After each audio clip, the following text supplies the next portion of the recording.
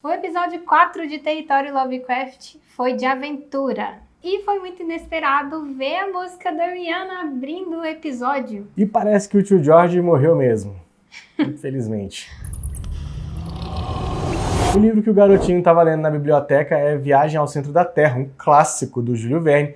Como o que não falta nessa série é referência bibliográfica, referência literária, toma aí mais uma. E inclusive uma referência que dá o tom de todo o episódio 4, uma história de violência. Esse é o nome do episódio. Que é um episódio, como a Bia abriu o vídeo falando, de muita aventura. Ele evoca a própria história de Viagem ao Centro da Terra e muitas outras obras do gênero. Indiana Jones, pensa aí, né? Em Busca do Tesouro Perdido, sei lá. Os Goonies. E no fim das contas, até que o Atticus, Letícia e Monrose fazem mesmo uma viagem ao centro da Terra para buscar, não é bem ao centro da Terra, mas é no buraco, para buscar as páginas perdidas do livro do Tyrus Braithwaite. Na verdade, é o livro dos nomes, né? E aí, a partir dessa jornada museu adentro, a gente entra também na história do colonialismo americano, europeu, e que inclusive evoca o nome do episódio, mais uma vez. Mais uma vez não, é porque eu só falei que o nome do episódio era História de Violência, mas o nome Uma História de Violência é justamente para evocar essa história de violência, que é a história dos Estados Unidos da América e a história de parte dos países do continente europeu. A gente fica sabendo que o Titus Braithwaite não trabalhava só com transporte, código para transporte de escravos, né? Tráfico de pessoas. Mas também era um grande colonizador. Eles dizem lá exploração,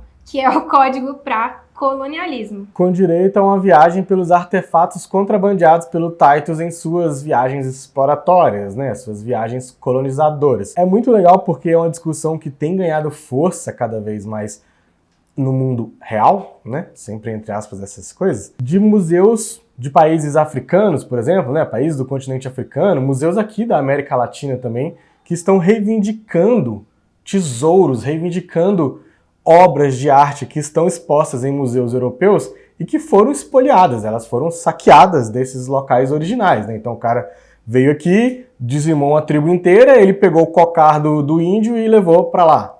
E aí fica exposto lá no museu bonitinho, branquinho lá na Europa, né? E aqui a gente continua com essa história sendo apagada. É muito legal que eles estão justamente dentro de um museu. Isso tem no livro também, né? Também eles estão dentro de um museu quando eles vão encontrar essas páginas perdidas. Mas essa viagem da série foi muito mais profunda, que toca nesses assuntos. Como que a história dos países explorados, dos países colonizados, foi completamente apagada e foi sendo contada a partir da perspectiva dos colonos, obviamente, né? Desses vencedores. O guia do museu, inclusive, diz que o Tyrus recebeu esses artefatos em troca de ensinar às tribos selvagens os costumes do homem civilizado. Mas a gente sabe que não é assim, a gente estuda história. We need to be able to defend ourselves. Nesse episódio tem a introdução de uma personagem, a Yarima, que é a guardiã dessa parte do livro que estava perdida. E ela fala para eles que ela é do povo Arawak, que é um povo que era nativo da América do Sul. Os Arawakes foram o povo que Cristóvão Colombo teve o primeiro contato na sua primeira viagem à América. A população Arawak somava 1 milhão de pessoas e em 1550 já tinha reduzido a quase nada. Foi um contato, enfim, devastador. Os marinheiros que acompanhavam Colombo e também depois os exploradores espanhóis começaram a abusar desse povo, a escravizar e a matá-los também. Muitos morreram de fome ou de doenças trazidas. Inclusive, pensem como é simbólico que a Yarima, logo após ser tirada daquele local que ela estava aprisionada, segurando as folhas perdidas do livro dos nomes, apenas grita, enquanto ela foi útil, traduzindo para o Titus a língua do Adão, para ele conseguir fazer os feitiços e dominar tudo, etc. Ok, depois ele lança um feitiço que, saindo daquele espaço, ela só conseguia gritar. É como se ele tivesse literalmente roubado a voz dela, e que foi o que aconteceu de uma forma mais, também literal, né, considerando o tanto de população nativa que foi dizimada pelos colonizadores europeus, mas muito metafórico também, né? A história dos povos nativos do continente americano e do continente africano também, né, foi silenciada, né? A gente não estuda história tupi-guarani, a gente não estuda a história dos caiçaras, dos caetés, dos guajajaras, a gente não estuda essa história. A gente nem fala a língua deles, a gente fala a língua de Portugal, a língua de quem colonizou aqui.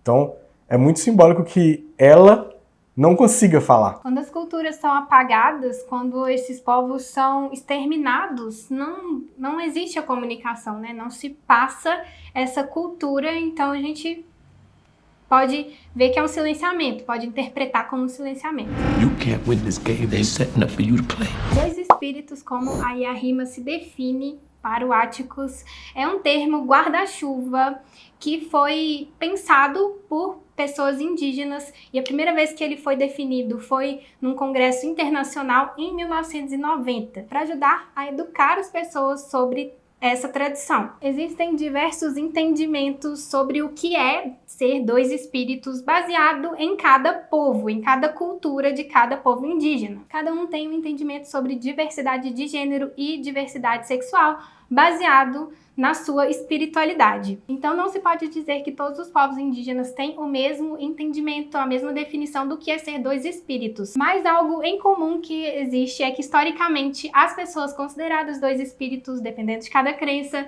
têm papéis muito importantes nessas sociedades, papéis divinos, tendo papéis muito importantes e participando de atividades consideradas tanto masculinas quanto femininas. Isso me fez pensar um pouquinho sobre a Christina e o William, que até o momento, não sei se vocês repararam, eles nunca foram vistos no mesmo... Já foram vistos no mesmo ambiente? É mesmo. Eu acho que eles nunca foram vistos no mesmo ambiente. Por que eu tô falando isso? Porque a Christina tem toda a discussão de gênero em relação aos filhos de Adão e a possibilidade dela participar mais efetivamente ou não dessa grande seita de feiticeiros. Ela, como é mulher, não pode. Mas ela, nessa personificação do William, poderia. Só que o William não é filho de ninguém ali. Não dá pra simplesmente aparecer um cara e falar sou eu, a Christina, também, ao mesmo tempo. Então, eu imagino que ela possa estar usando essa, sei lá, tipo a porção do polissuco do Harry Potter, né? Existe essa possibilidade em Lovecraft Country a partir do livro, né?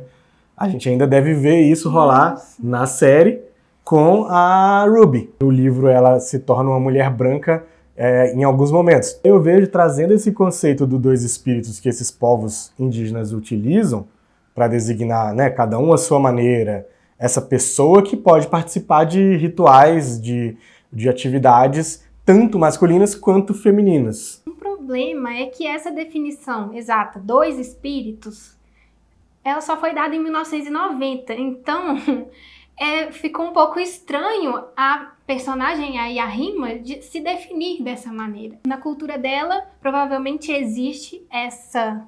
É porque não é com o nome, né? Mas não é com esse nome. Como as pessoas, dois espíritos, têm papéis importantes na sociedade, é muito interessante como a Yahima foi a tradutora, como ela sabia traduzir essa linguagem de Adão para o Titus. É interessante, não, é triste, né?